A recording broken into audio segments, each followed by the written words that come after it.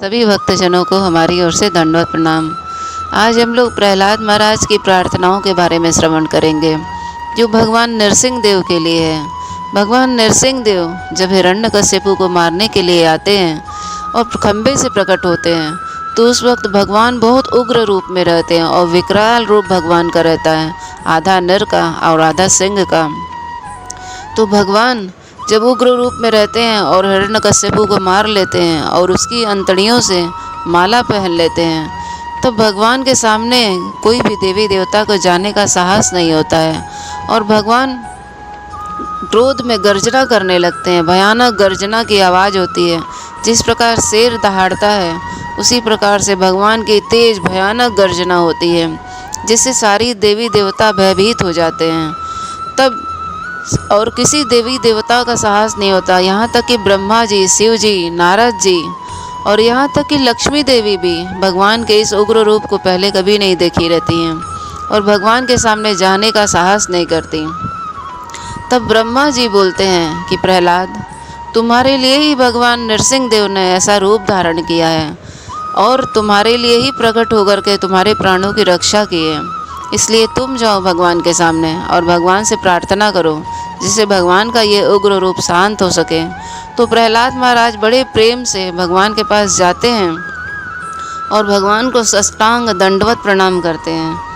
स्वपाद मूले पतितं तमर्भकं विलोक्य देवा कृपया परिप्लुत उत्थाप्य तक्षिष्ण ददात् कराम्बुजं काला हि विस्त्रस्तदिया कृता भयम्।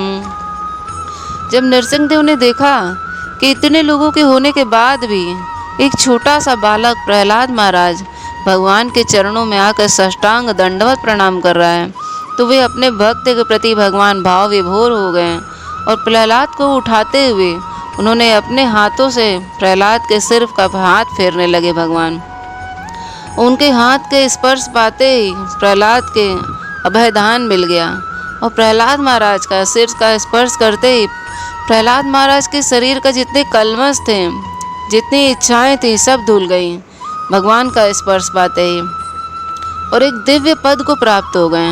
उनके शरीर में आनंद के सारे लक्षण प्रकट होने लगे। उनका हृदय प्रेम से पूरित हो गया। उनकी आंखों में झरझर आंसू की धारा बहने लगी। उन्होंने अपने हृदय में भगवान के चरण कमलों को बंदी बना लिया और भगवान से याचना करने लगे। प्रहलाद महाराज पूर्ण समाधि में हो गए और पूरे मन योग से मन तथा दृष्टि को भगवान नरसिंह देव पर केंद्रित कर दिया। तब वे स्थिर मन से अवरुद्ध होकर और प्रेम पूर्वक वाणी में भगवान से प्रार्थना करने लगे। प्रहलाद उवाच ब्रह्मा दयासुरगण मुनियोऽथ सिद्धा सत्त्वैकतान् गतयो वचसां प्रवाहे नाराधितुं पुरु गुणैरधुनापि पिप्रु किं तोष्णुमहति समे हरिरुग्रजाते। प्रहलाद महाराज ने प्रार्थना की, असुर परिवार में जन्म लेने के कारण ये कैसे संभव हो सकता है कि मैं पूर्ण पुरुषोत्तम भगवान को प्रसन्न करने के लिए उपयुक्त प्रार्थना कर सकूं। आज तक ब्रह्मा इत्यादि सारे देवता तथा मनुगण मुनिगण उत्तम वाणी से भगवान की प्रसन्न करने के लिए कितने प्रयास करते हैं, तथापि सारे व्यक्ति सतोगुणी और परम योग्य हैं। तो फिर मेरे जैसे विषयी का क्या कहा जाए, मैं तो बिल्कुल ही अयोग्य हूँ। मन्ये धनाभिजन रूपपतत्प श्रुतौज स्तेज प्रभाव बल पौरुष बुद्धि योग नाराधनाय हि भवन्ति परस्य पुंसो भक्त्या तुतोष भगवान गजयूथ पाय। प्रहलाद महाराज आगे बोल रहे हैं, भले ही मनुष्य के पास संपत्ति, राशि, परिवार, सौंदर्य, तपस्या, शिक्षा, दक्षता, कांति, प्रभाव, शारीरिक कांति, उद्यम, बुद्धि तथा योग शक्ति क्यों न हो, किंतु मेरी समझ में इन सारी योग्यताओं से भी कोई व्यक्ति पूर्ण पुरुषोत्तम भगवान को प्रसन्न नहीं कर सकता, किंतु भक्ति से वह ऐसा कर सकता है। गजेंद्र ने भी ऐसा ही किया था। इस तरह भगवान उसे प्रसन्न हो गए। विप्राद द्विष गुणयुतादर विंदनाभ पदारविंद मुखात् स्वपच वरिष्ठम मन्ये तदर्पित मनो वचने हितार्थ प्राणम पुनाति सकुलम न तो भूरिमान। यदि किसी ब्राह्मण में 12 योग्यता और संसुजात ग्रंथ में उल्लिखित है कि किंतु यदि वह भक्त नहीं है, 12 योग्यता होने के बाद भी यदि वो भक्त नहीं है और भगवान के चरण कमलों से विमुख है, तो वह उस चांडाल भक्त से भी अधम है जिसने अपने सर्वस्व मन वचन कर्म और संपत्ति तथा जीवन परमेश्वर को अर्पित कर दिया है। ऐसा भक्त उस ब्राह्मण से श्रेष्ठ है, क्योंकि भक्त अपने सारे परिवार को पवित्र कर सकता है, जबकि झूठी प्रतिष्ठा वाला तथाकथित ब्राह्मण अपने आप को कभी शुद्ध नहीं बना पाता। और जब भगवान के सामने इस तरह से प्रार्थना हो रहा था, परमेश्वर अर्थात पूर्ण पुरुषोत्तम भगवान सदैव आत्मतुष्ट रहने वाले हैं। अतएव जब कोई उन्हें भेंट अर्पित की जाती है तो भगवत कृपा से यह भेंट भक्त के लाभ के लिए होती है, क्योंकि भगवान को किसी की सेवा की आवश्यकता नहीं है। उदाहरणार्थ, यदि किसी का मुख सुसज्जित हो तो दर्पण में उसके मुख का प्रतिबिंब भी सुसज्जित ही दिखता है।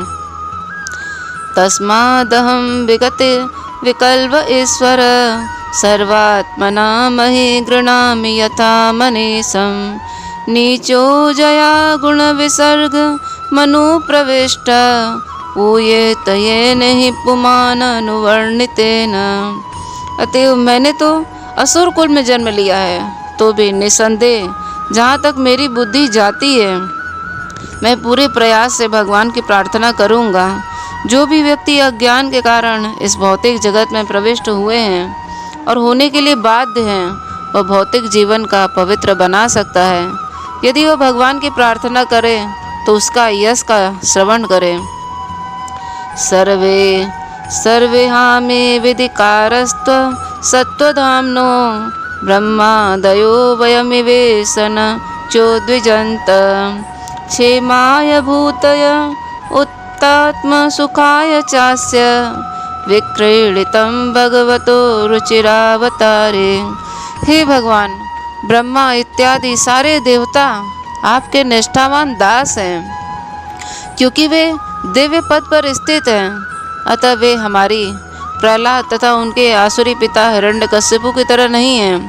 इस भयानक रूप में आपका प्राकट्य स्वांत सुख के लिए आपकी लीला है। ऐसा अवतार सदा ही ब्रह्मांड की रक्षा तथा सुधार के निमित्त होता है।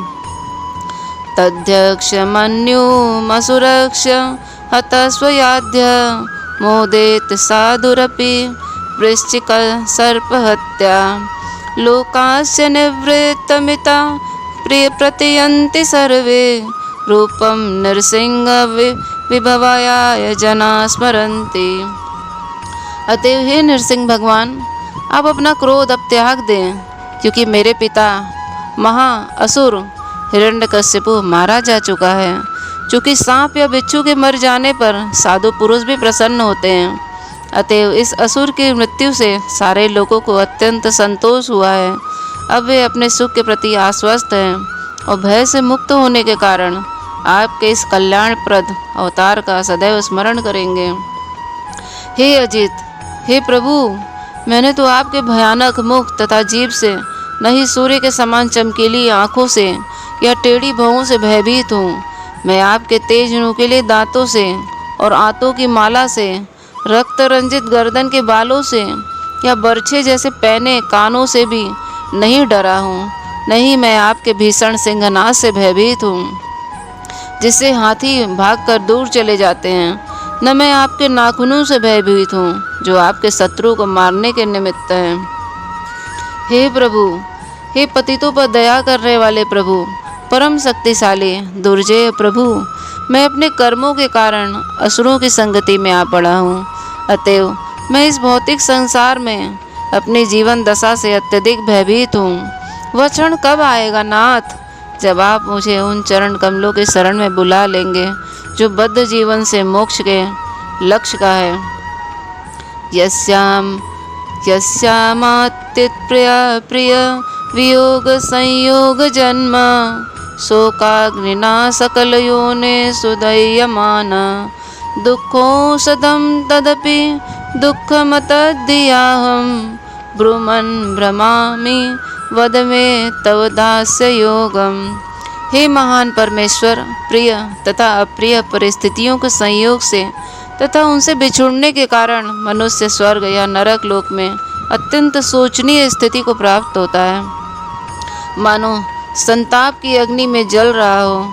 यद्यपि इस दुख में जीवन से निकलने के लिए अनेक उपचार हैं, किंतु भौतिक जगत में ये उपचार दुखों से भी अधिक कष्टकारक हैं। अतएव मैं सोचता हूँ कि इसके एकमात्र औषधि आपकी सेवा में संलग्न होना है। कृपया मुझे ऐसी सेवा का उपदेश दे नाथ।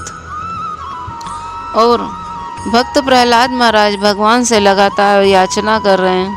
सोहम प्रियस्य सुहृद परदेवताया लीला कथास्तु नृसिंह विरंच गीता अंजस्तितर्म नुगृणन् गुण विप्रमुक्तो दुर्गाणिते पदयुगालयंस ससंग। हे भगवान नरसिंह देव, मुक्तात्माओं हंसों की संगति में आपके दिव्य प्रेमा भक्ति में लगे रहकर मैं प्रकृति के 3 गुणों के स्पर्श से पूर्णतः कलमशहीन हो सकूँगा और आपकी महिमाओं का कीर्तन कर सकूँगा, जो मुझे अत्यंत प्रिय है।